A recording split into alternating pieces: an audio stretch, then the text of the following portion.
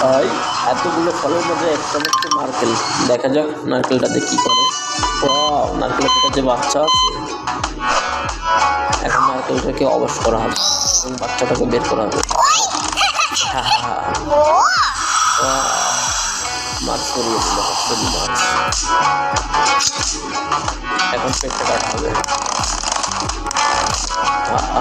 এত শক্ত।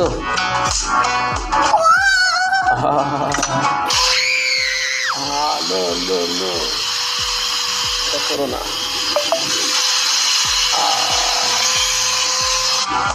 কি হলো এটা?